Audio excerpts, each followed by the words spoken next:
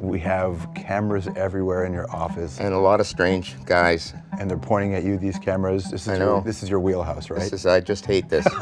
Okay? I hope the forehead is bouncing back at you guys. It's just the way he is, and actually there's a lot of things that he does that a lot of people don't even know. He'll give something to someone or do something for someone. He just does it because that's what he wants to do.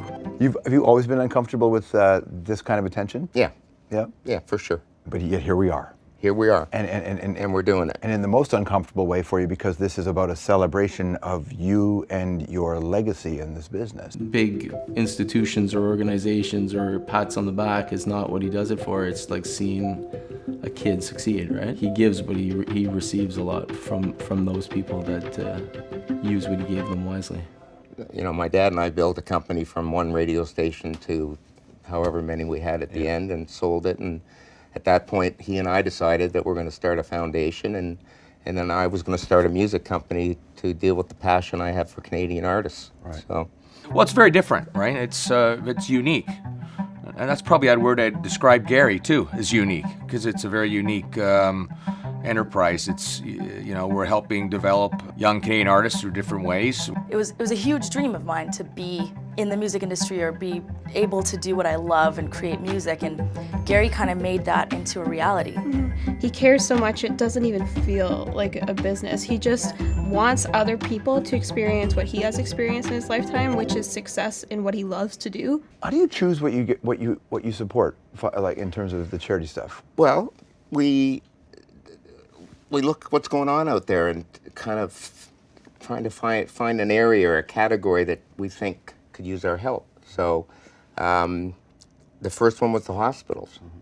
So we decided to do something specific for 5 hospitals in Toronto, $10 million each. One was a TELSA machine. One was a scanner for brain cancer. The emergency department at St. Mike's, we paid to renovate because it was terrible. Individuals like Gary are absolutely essential to our healthcare system.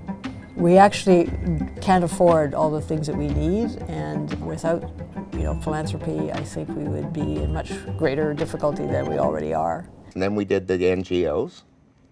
Because we work with War Child and we work with World Vision, and Stephen Lewis is a friend, and they all need help. I had been working as an envoy on HIV/AIDS in Africa, was completely overwhelmed by the desolation and despair, wanted to do something about it. With my daughter, we created the foundation. The foundation is dedicated to providing support on the ground, at grassroots, at community level. When you put to Gary a proposition like, could you support this foundation, the work they're doing, he asks a lot of probing questions. He says, why are you doing that? Why aren't you doing this? Why isn't the government doing it? Why do you have to do it?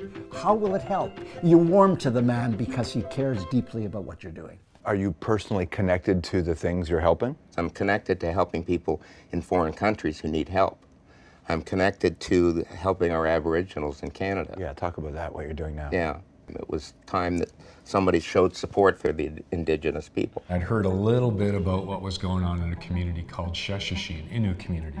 What I saw changed my whole idea of what human rights were about in Canada. I felt like we drove off the edge of Canada into some other world. I mean, to be perfectly honest, I'm worried every night about how we'd ever find the funding to keep this thing going. This should be national, and with Gary's support, he's helping us, complete that vision in a big way. It's affecting communities, and he's listening, and he's empowering Indigenous organizations through his funding. In Toronto, we do a lot of work with kids in the music side of things who need help.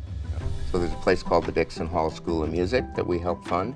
Gary helps build communities, which is so important in this day and age. I don't know how you would brand Gary's style of philanthropy, but I do know that it comes from the heart. Sarah McLachlan has a music school in Vancouver.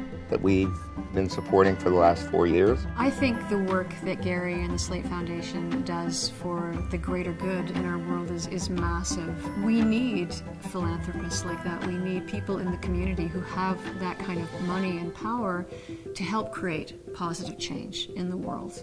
Gary Slaight created a scholarship program at Berkeley, which is a full tuition room and board scholarship that goes to a promising young musician from Canada.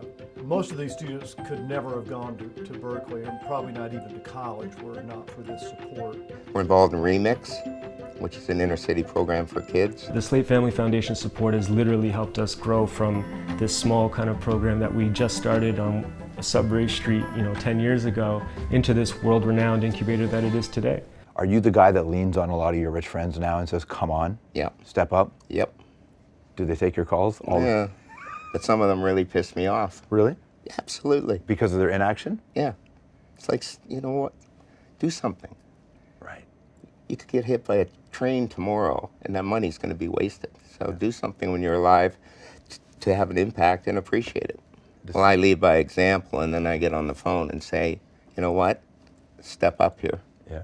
What's your success rate on that? Yeah, not much. Is that shocking to you? Yeah. Yeah. I'll keep working on that. Yeah. Especially also with all these people in this room tonight. Yeah. That's right. Okay? There's some wealth out there. There's a lot of wealth out Yeah. there. And there's a few cheap pricks out there. I wonder if they know who they are. Oh, yeah, they do. Yeah. That's why you're Gary Slaight? You. And you. What do you want the Slaight name, or this, when people in 50 years walk down the street and see Slaight somewhere, what do you want them to think that means?